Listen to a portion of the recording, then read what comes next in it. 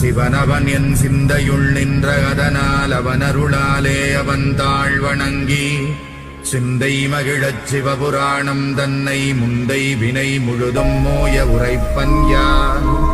கண்ணுதலான் தன் கருணை கண்காட்ட வந்தெய்தி எண்ணுதற்கு எட்டா எழிலார் கடலிறைஞ்சி விண்ணிறைந்து மண்ணிறைந்து மிக்காய் விளங்கொழியாய் எண்ணிறைந்து எல்லை இலாதானே நின் பெரும் சீர்.